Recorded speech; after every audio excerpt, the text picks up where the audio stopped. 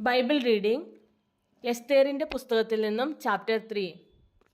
അനന്തരം അഹശ്വേരോശ് രാജാവ് ആഗാഗ്യനായ ഹമെദാത്തയുടെ മകൻ ഹാമാന് കയറ്റവും ഉന്നത പദവിയും കൊടുത്ത് അവൻ്റെ ഇരിപ്പിടം തന്നോടുകൂടെ ഇരിക്കുന്ന സകല പ്രഭുക്കന്മാരുടെയും ഇരിപ്പിടങ്ങൾക്ക് മേലായി വെച്ചു. രാജാവിൻ്റെ വാതിൽക്കലെ രാജഭൃത്യന്മാരൊക്കെയും ഹാമാനെ കുമ്പിട്ടു നമസ്കരിച്ചു. രാജാവ് അവനെ സംബന്ധിച്ച് അങ്ങനെ കൽപ്പിച്ചിട്ടുണ്ടായിരുന്നു. എങ്കിലും മൊർദെഖായി അവനെ കുമ്പിട്ടില്ല, നമസ്കരിച്ചതുമില്ല. അപ്പോൾ രാജാവിൻ്റെ വാതിൽക്കലെ രാജഭൃത്യന്മാർ മൊർദെഖായിയോട്, നീ രാജകൽപ്പന ലംഘിക്കുന്നത് എന്ത് എന്ന് ചോദിച്ചു. അവർ ഇങ്ങനെ ദിവസം പ്രതി അവനോട് പറഞ്ഞിട്ടും അവൻ അവരുടെ വാക്ക് കേൾക്കാതിരുന്നതിനാൽ മൊർദെഖായിയുടെ പെരുമാറ്റം നിലനിൽക്കുമോ എന്ന് കാണേണ്ടതിന് അവർ അത് ഹാമാനോട് അറിയിച്ചു. താൻ യഹൂദൻ എന്ന് അവൻ അവരോട് പറഞ്ഞിട്ടുണ്ടായിരുന്നു.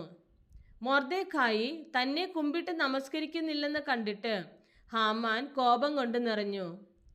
എന്നാൽ മൊർദെഖായിയെ മാത്രം കയ്യേറ്റം ചെയ്യുന്നത് അവന് പുച്ഛ കാര്യമായി തോന്നി. മൊർദെഖായിയുടെ ജാതി ഇന്നതെന്ന് അവന് അറിവ് കിട്ടിയിട്ടുണ്ടായിരുന്നു. അതുകൊണ്ട് അഹശ്വേരോശിൻ്റെ രാജ്യത്തെല്ലായിടവും ഉള്ള മൊർദെഖായിയുടെ ജാതിക്കാരായ യഹൂദന്മാരെയൊക്കെ നശിപ്പിക്കേണ്ടതിന് ഹാമാൻ തരമന്വേഷിച്ചു.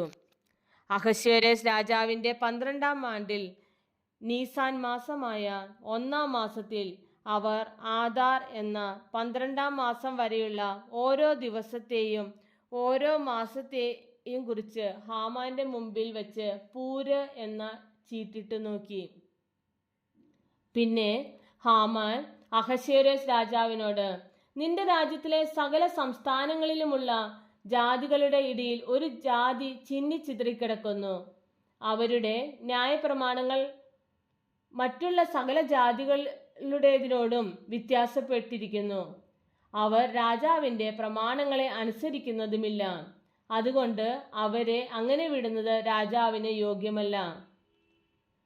രാജാവിന് സമ്മതമുണ്ടെങ്കിൽ അവരെ നശിപ്പിക്കേണ്ടതിന് സന്ദേശം എഴുതി അയക്കണം.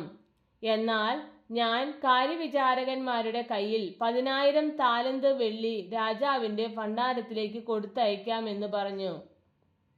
അപ്പോൾ രാജാവ് തൻ്റെ മോതിരം കയ്യിൽ നിന്നും ഊരി ആഗാഗ്യനായ ഹമെദാത്തയുടെ മകനായി യഹൂദന്മാരുടെ ശത്രുവായ ഹാമാന് കൊടുത്തു.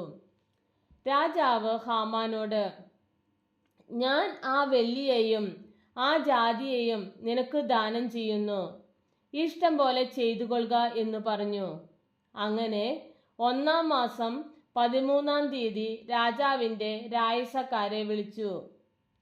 ഹാമാൻ കൽപ്പിച്ചതുപോലെയൊക്കെയും അവർ രാജപ്രതിനിധികൾക്കും ഓരോ സംസ്ഥാനത്തിലെ ദേശാധിപതികൾക്കും അതത് ജനത്തിന്റെ പ്രഭുക്കന്മാർക്കും അതത് സംസ്ഥാനത്തിലേക്ക് അവിടുത്തെ അക്ഷരത്തിലും അതത് ജനത്തിന് അവരുടെ ഭാഷയിലും എഴുതി. അഹശ്വേരോശ് രാജാവിൻ്റെ നാമത്തിൽ അതെഴുതി രാജമോതിരം കൊണ്ട് മുദ്രയിട്ടു. ആദാർ മാസമായ 12-ാം മാസം 13-ാം തീയതി തന്നെ സകല യഹൂദന്മാരെയും ആബാലവൃദ്ധം കുഞ്ഞുങ്ങളെയും സ്ത്രീകളെയും കൂടെ നശിപ്പിച്ച് കൊന്നുമുടിക്കുകയും അവരുടെ വസ്തുവക കൊള്ളയിടുകയും ചെയ്യണമെന്ന് രാജാവിൻ്റെ സകല സംസ്ഥാനങ്ങളിലേക്കും അഞ്ചൽക്കാർ വശം എഴുത്തയച്ചു. അന്നത്തേക്ക് ഒരുങ്ങിയിരിക്കണമെന്ന് സകല ജാതികൾക്കും പരസ്യം ചെയ്യേണ്ടതിന് കൊടുത്തതിൻ്റെ പകർപ്പ് ഓരോ സംസ്ഥാനത്തിലും പ്രസിദ്ധമാക്കി. അഞ്ചൽക്കാർ രാജകൽപ്പന പ്രമാണിച്ച് ക്ഷണത്തിൽ പുറപ്പെട്ടു പോയി. ശൂഷൻ രാജധാനിയിലും ആ തീർപ്പ് പരസ്യം ചെയ്തു. രാജാവും ഹാമാനും കുടിപ്പാനിരുന്നു. ശൂഷൻ പട്ടണമോ കലങ്ങിപ്പോയി.